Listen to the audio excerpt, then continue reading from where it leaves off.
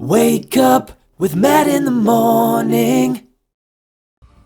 Dun, dun, dun, dun, bum, bum, bum, bum. Oh, hey, I didn't even know you were there. But hey, thanks for waking up with me once again. And today, we're doing prime rib. Prime graded, folks. We ain't even playing around with this one. So, as you can see, I'm not at the house. So I've been up and at 'em for a hot minute. And I am here at the butcher shop. Butcher shop is behind me. Look right past the baby stuff. I like they have Christmas stuff up. We're at Blue Max Meats here in Buckley. We're gonna go in. I'm gonna get a boneless, prime graded, standing rib roast. Probably gonna get 6 or 7 pounds. Not sure yet. Yeah, I'm really looking forward to this one because prime rib is super good and it's actually super simple to make. I can't wait to show you. So hang tight. Let's get in here and get this rib roast and get this thing started. See you soon. Right, and just like that, we're back. Did not get any video inside like I was hoping to, but here we are. And this is, how many pounds did we get? 6.62 pounds of prime graded rib roast. Look at that. Listen, some people will say, well, I just get choice. That's fine, you can get choice. It's gonna save you a few bucks.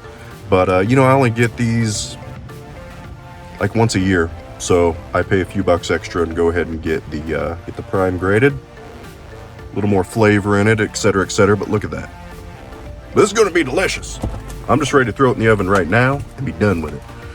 By the way, the next one we're gonna do, I am gonna do one sooner than next year because I wanna do one on the smoker. Where we're gonna be at for this trip, we're not gonna have a smoker handy. So anyways, the next one, we're gonna smoke it. I'm crazy excited about this. I'm ready to just take a bite right now. Anyways, we'll be back. All right, we're here at the cabin and we are ready to get this thing going. So as you can see below here, we have the rib roast, prime graded. Why not? It's sitting out getting up to room temp, which is a critical part of cooking a rib roast. At this point, I'm gonna go ahead and get it seasoned up, and all we're doing is the Trinity Blend, right? Just as a reminder, 2 parts pepper, 1 part salt, 1/2 part garlic. Got it mixed up here. We're gonna put a heavy coating on it, and then we're just ready to keep letting it sit until it's time to go into the oven. And I wanna explain real quick. So on the Matt in the Morning Facebook page, I did put a little infographic on what's the difference between select, choice, and prime. The biggest thing is the marbling. Look at the marbling on that. You're not gonna get that in a select rib roast. Here's the other side. You're just not gonna get it. Some people say, oh, is it worth it getting prime? I think so, absolutely. If for whatever reason you can't, choice would be the next one. Then there's select. So my thing is I only get these once or twice a year. So I'm kind of like go big or go home, right? And it is worth it. People that say, oh, well, I don't notice much difference. Listen, get a prime graded and a select and do them side by side. And tell me there's no difference. I'll wait. Okay, no, I'm not gonna wait. So anyways, we're just gonna go ahead and get this good and seasoned up down below. And you might also think, wow, we're putting this on pretty heavy. Thing is, this is a big piece of meat. So the seasoning's only gonna be in the outside a little bit, right? It's not even gonna get on the inside unless you're injecting it. So, which I'm not. So you can be very liberal with your seasoning, whatever seasoning you use. But yeah, so let's go ahead and get this seasoned up. All right, so right up here, you can go ahead and just watch me season this thing up. I wanted to tell you 5 of the biggest mistakes people make when they're doing a prime rib. And number 1 is not bringing it up to room temp. You really want to get that thing out. You don't want to pull it right out of the fridge into the oven. You want that thing to get up to room temp so that you have a more even cook through this thing. So be sure to bring it out in plenty of time before it goes into the oven. The other tip is worrying too much about the seasoning. You can see that we're just doing, as you can see right up here, wherever I end up putting this, I don't know. Salt, pepper, garlic. A lot of people do different herbs on there, and that's fine too. Don't stress too much about it because this is such a big piece of meat. You're not going to get seasoning it. It's not going to get throughout the whole thing, right? Unless you go to injecting it. So I've never done that. No need to. When you're getting a piece of meat like this, you don't really need to add 50 million other flavors to it, right? Anyways, tip number 3 is, look down at my notes here, overcooking.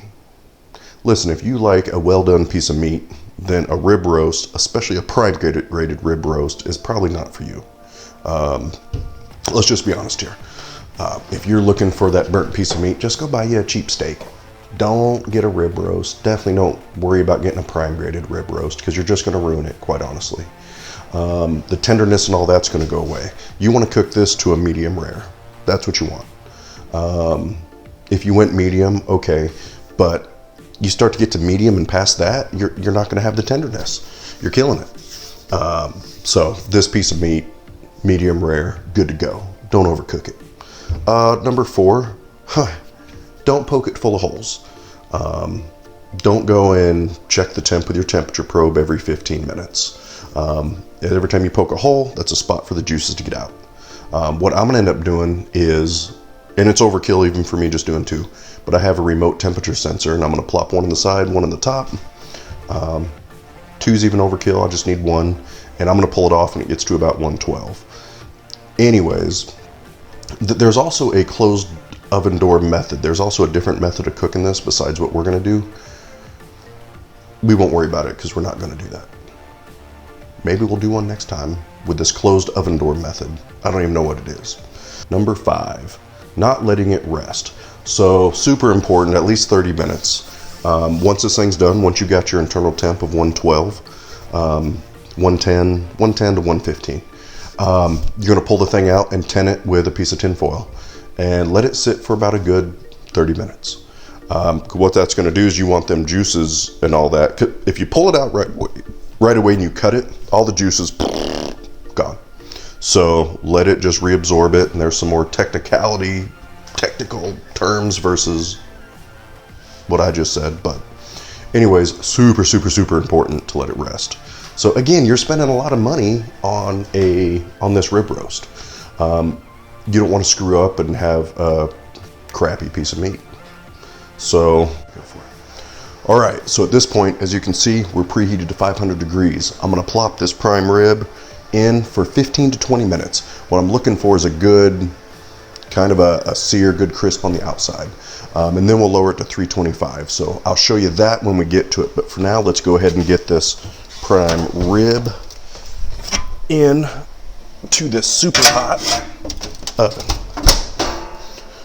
Boom. And there we go. 15 minutes. I'll be right back. Oh my gosh. It's been 20 minutes. Guys, I ran this one for 20. We're going to now lower this to 325. I'm going to go ahead and open this up and get my meat probe in here. Plus that way I can show you what it's looking like. It's going to be hot. Oh boy, that looks awesome. One. We'll just do one. That was getting a little too sketchy. Anyways, there we go. I'll be back when it's time to pull it out and let it rest. All right, here we go. This thing's ready. Let's go ahead and cut into it. So it took about 2 hours at 325, internal temp of 115 when I pulled it, and we've sat for about 30 minutes. All right, so thanks to some audio issues of the electric little cutters there being way too loud, I've got to talk to you from here, because all you can hear is that thing cutting. So again, I let this thing go a few degrees too long. This is more medium versus medium rare, but as you can see, this thing is just, and I'm looking at it over here, that's why, like, what are you looking at? I'm watching the video now. This is delicious, guys. This was awesome. Again, it ended up holding out at 117, should have been 110 to 112. So definitely be sure to watch your internal temp. Set an alarm if you have a fancy temperature probe with an alarm on it. But this thing came out great. Use these electric cutters, these things, oh, this was delicious. Again, just a few degrees overdone.